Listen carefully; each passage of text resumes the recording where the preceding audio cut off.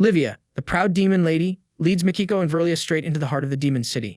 She keeps observing them now and then, filled with quiet confusion. In her mind, she keeps thinking that she really cannot figure out what the monarch's proxy is trying to do. Bringing this many women here makes no sense. Makiko and Verlia move forward slowly, their eyes darting around at the dark, twisted paths. The place looks strange. Mako stares ahead, wondering if this terrifying place is really the demon city. Verlia looks even more cautious. She then turns to Livia and asks her why she has brought them here. Before anyone can say more, the giant door in front of them creaks open. A voice from inside tells them to relax, though the creepy timing doesn't help at all. Then, Suyang steps out of the door with calm steps, acting like he just walked out of his own house. He sees the girls and gives them a greeting. Both Makiko and Verlia freeze. Their eyes grow wide and their jaws almost drop. They clearly were not ready to see him here, standing in the middle of a place filled with demons. The shock on their faces says it all. Instead of answering their confused stares, Suyang simply tells Livia that she can leave. Without any resistance, Livia bows her head and walks off. Now alone with the girls, Suyang tells them that he can't share too much for now, but at least they don't need to worry. They are safe here. Mako opens her mouth, trying to speak, but her words get caught halfway. Her face turns a little sad, and something clearly bothers her deep inside. Suyang notices it right away and gently asks what's wrong. Makiko drops her head and says it's nothing, but her body language tells a different story. In her mind, the truth starts to form, as she realizes that this city lies deep in the abyss. This is the stronghold of the demon race, a place filled with beings who are enemies of humanity. Seeing Suyang here in a place like this fills her with doubt. A scary thought creeps in. What if he is also one of them? Suyang calls her name, snapping her out of her thoughts. She lifts her head slightly, trying to stay calm. He then reminds her of something she seems to have forgotten.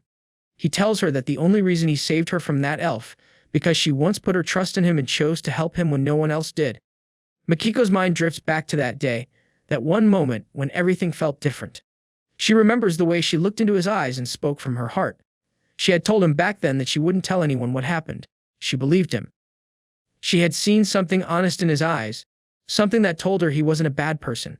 At the time, she even wanted to stay and talk more, maybe learn who he really was. But that chance had vanished just as quickly as it came. So Yang speaks again, bringing her back to the present. He reminds her of the exact words she once said, pointing out that she claimed to see goodness in him. Then he looks her straight in the eyes and quietly wonders what she thinks now. Verlia, hearing the conversation, utters, "This." Makiko doesn't reply right away. She stays quiet, thinking deeply. Then her hands slowly clench into fists and her lips press together in a tight line. After a short pause, she finally speaks. She says she still believes in Suyang. Or maybe it's better to say she wants to believe in him. Her heart tells her there has to be a reason behind his actions. He must have his reasons for all of this. Suyang hears her words and gives a calm reply. He says he appreciates her trust. His face shows a hint of relief, like her belief means more than he wants to admit. Verlia watches everything play out with a weird look on her face. Inside her head, she lets out a sigh of relief. It feels like she just barely passed some kind of test. After all, even the terrifying kings of original sin listen to Suyang. If someone like that gets mad, there's no hope of survival. Still, she looks at Makiko and wonders what's really going on in that girl's head. Verlia finds it hard to believe that Makiko truly sees Suyang as a good person. But she decides to let it go. At the very least, Suyang did save them from those dangerous elves. That alone is more than enough to call him a savior. Suyang then tells both of them to stay here for now. He says once the trouble outside dies down, he'll make sure they are safely sent back. Both girls nod in agreement. They know they don't have many choices right now. Later, inside one of the most luxurious rooms in the entire demon city, the elf princess sits on her soft, overly fancy bed. Her expression shows she is clearly unhappy. Her arms are crossed, her cheeks puffed slightly, and her mood screams one thing: she's not pleased. The fluffy pillows and royal decorations do nothing to improve her mood. The door opens and Suyang walks in. He doesn't even get the chance to say anything before the elf princess lets him know she's annoyed. She pouts and complains, acting like she's caught him doing something scandalous. She throws out a sarcastic remark about how he keeps bringing beautiful girls into the city, hinting that he might be starting his own harem. Suyang looks stunned. He was definitely not ready for this level of drama today. He walks closer to her and gently places a hand under her chin. Lifting her face, he asks if she's jealous. His voice is calm, maybe even teasing a little. Her face immediately turns bright red, like someone just turned up the heat in the room. In a panic, she turns away, hiding her face and fleeing to the far side of the bed like it's her safe zone. Grabbing a pillow, she squeezes it like it's the only thing keeping her from melting from embarrassment. Still holding on to her pride, she tries to explain herself. She says it's not about the other girls. It's just that ever since they came here, Suyang has been too busy for her.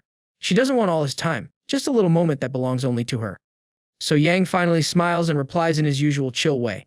He says she has already spoken so much, what else can he do now? So he agrees today he'll give her that time she wants. No battles, no strategy, just them. Later, in a completely different setting, Suyang sits back on a throne-like chair that looks way too comfortable for a man who lives in chaos. His upper body is bare, showing off the marks and power he carries like trophies. He leans back with a calm expression, lost in thought. His mind races with plans for tomorrow. He thinks about getting his hands on the dark origin power of the original Sin Monarch. With that power, he can finally complete the 5th revolution. Based on all the experience he has collected so far, he feels confident. He believes he won't just stop at the 5th. He might go straight to the maximum level and even unlock the quest for the 6th revolution. He reflects, right now, that everything in the demon abyss is moving just the way he planned. Each piece of the puzzle is falling into place without much trouble. But even in this moment of calm, one threat still lingers, an invisible thorn called the elven world. Unlike the humans or demons, the elves are slippery, proud, and always hiding something. He considers his next step carefully. Maybe it's better to wait for the intense power of the original Sin Monarch to cool down. Once things settle, he can bring Wrath back to life. That brute may be a hothead, but he's perfect for scouting dangerous zones. If the elves turn out to be weaker than expected, then the plan changes. The kings of the original Sin can move in early and take control of the elven territory without much resistance. In his mind, the future becomes clearer. Once he defeats the original Sin Monarch, he will sit at the top of all 3 major factions. Humans and demons can share power peacefully. But the elves, they will not get such luxury. In his new world, they will be nothing more than servants. He takes a few confident steps toward the huge window in front of him. The dark city below stretches endlessly, glowing with red light like fire trapped under glass. A wicked grin forms on his face. He thinks about how shocked everyone will be when the gift from the abyss finally arrives at their doorsteps. Their expressions will be priceless, and he's already enjoying the moment in his head. Suddenly, another thought crashes in, something he nearly forgot. That group from Shiva Nation, more specifically those arrogant nobles who once looked down on him. Most of them must have already been relocated by now. And there's one name that really sticks, Amino. That guy left a deep mark. Now it's time to return the favor. Suyang isn't the type to let old grudges slide. He calls himself civilized, but when it comes to payback, he's more than thorough. Far away, inside the holy temple filled with divine light, the high priestess stands deep in thought. Her eyes stay fixed on the glowing statue of light as her mind turns over the same troubling name, Suyang. All the signs, all the trails, they all point in one direction. Everything seems to suggest he has a connection with the terrifying Lord of the Abyss. She slowly places her hand on the statue and starts looking into Suyang's class change history. What she finds leaves her shaken. Every single class change he made reached the 5-star level. For normal geniuses, this kind of achievement would be near impossible. But if Suyang truly carries the soul of that Abyss Monarch, then these impossible results suddenly become very easy to explain. Then, another thought comes to her. The priestess who once in charge of his early class change, maybe she knows something important. Later, deep inside the sacred class change shrine in Tianling City, Priestess Bai Ling is performing her usual duties.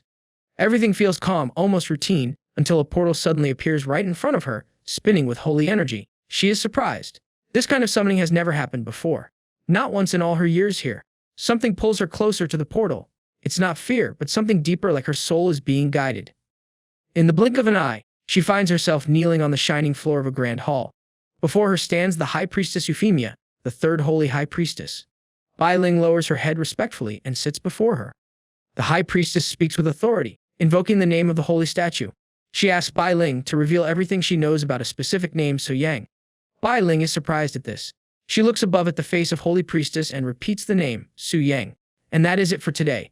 I hope that you liked today's video, and if you did, hit that like button as today's goal is 1,500 likes. Comment next part down below for the next part. Also, consider subscribing with the notification bell on to get notified as soon as a new video drops onto the channel. You can also join the channel to support me financially and watch videos before public release. I'll meet you in the next video. Until then, thanks for watching.